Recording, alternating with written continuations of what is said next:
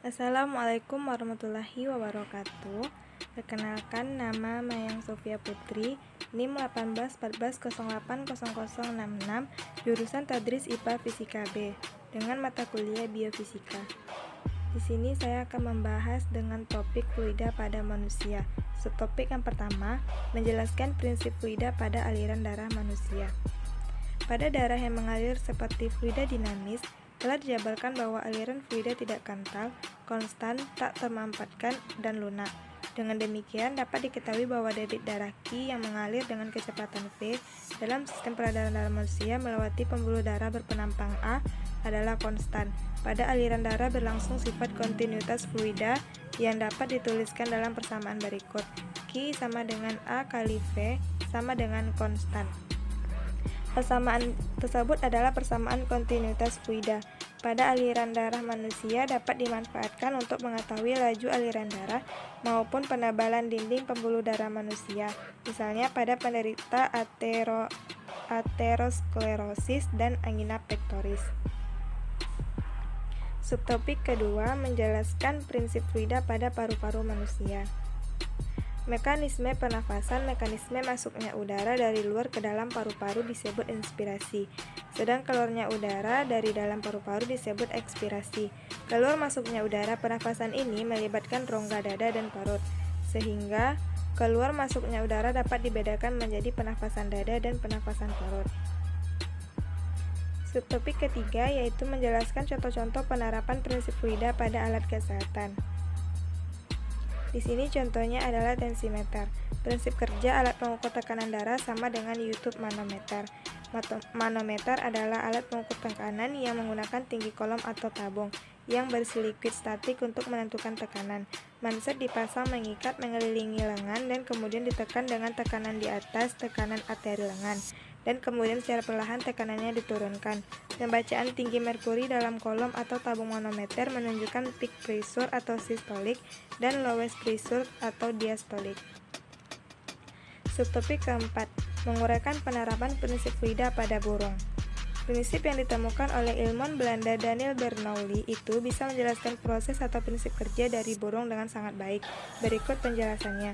Dari persamaan yang berlaku untuk kasus fluida dinamis, mendapatkan prinsip-prinsip penting mengenai hubungan antara tekanan fluida dengan kecepatan aliran fluida, yakni semakin tinggi kecepatan aliran fluida, tekanannya akan semakin rendah, begitu juga sebaliknya. Bentuk sayap burung didesain sedemikian rupa oleh sang pencipta agar bisa mengambil keuntungan dari prinsip di atas. Bentuknya yang aerodinamis memungkinkan aliran fluida di bagian atas lebih tinggi daripada aliran fluida bagian bawah. Hasilnya, tekanan udara di burung sayap akan lebih besar dibanding tekanan udara di bagian atas sayap. Burung pun akan terangkat ke atas karena sayapnya. Kelima, menguraikan kontinuitas pada ikan sumpit atau pemanah. Persamaan kontinuitas adalah persamaan yang menghubungkan fluida dalam dari satu tempat ke tempat lain. Gambar berikut adalah gambaran aliran fluida melalui sebuah pipa dengan yang garis tengahnya bervariasi.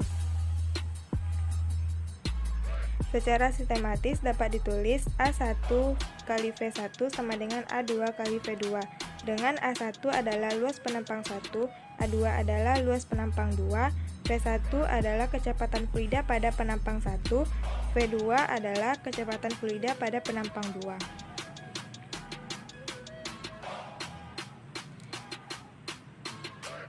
Ikan yang memiliki nama lain Toxotes jaculatrix ini memiliki bentuk tubuh yang dari ujung moncong hingga punggung hampir lurus. Warna ikan ini adalah putih keperakan, terdiri dari 5-7 garis.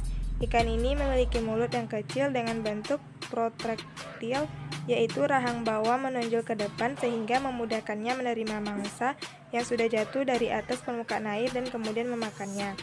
Urutan proses ikan sumpit memangsa target adalah sebagai berikut. Yang pertama, air dimasukkan ke dalam mulut dan disimpan di dekat insang. Kedua, air yang berada di dalam mulut kemudian diluncurkan dengan menekan insang. Ketiga, air akan mengalir melewati saluran di rongga mulutnya. Keempat, lidah ikan yang berfungsi sebagai katup akan melesatkan air dengan kuat menuju target. 5. Mangsa yang terkena semburan akan jatuh dan masuk ke dalam mulut ikan sumpit. Keenam, menguraikan fotosintesis pada tumbuhan. Fotosintesis adalah proses mengubah energi cahaya matahari menjadi energi kimia, kemudian menyimpannya dalam bentuk glukosa atau gula dan karbohidrat. Reaksi keseluruhan yang terlibat dalam proses fotosintesis adalah 6CO2 ditambah 6H2O tambah cahaya matahari menghasilkan C6H12 ditambah N6O2. Fotosintesis berlangsung melalui dua tahap, yaitu reaksi gelap dan reaksi terang, terjadi di gerhana. Proses fotosintesis pada reaksi terang ini tergantung atau memerlukan cahaya-cahaya matahari. Hasil dari reaksi terang berupa ATP dan NADPH. Sedangkan reaksi gelap adalah proses fotosintesis yang terjadi pada bagian stroma kloroplas pada daun.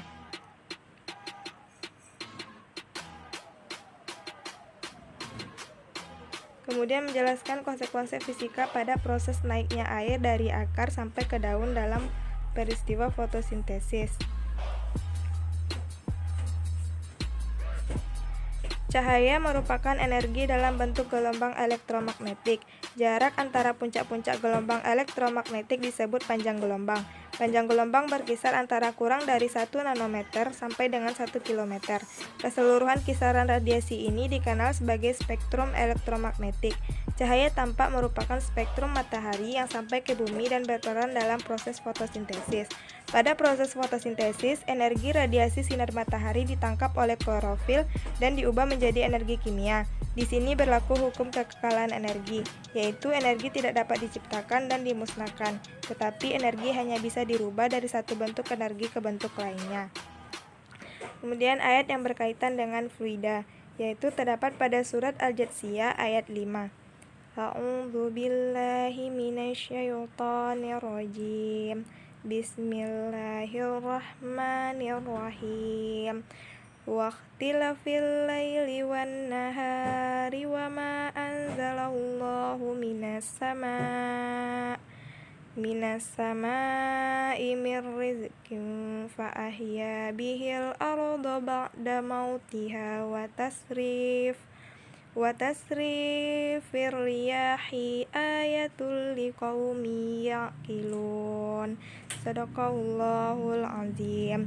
Yang artinya, dan pada pergantian malam dan siang dan hujan yang diturunkan Allah dari langit, lalu dihidupkannya dengan air hujan itu bumi sesudah matinya.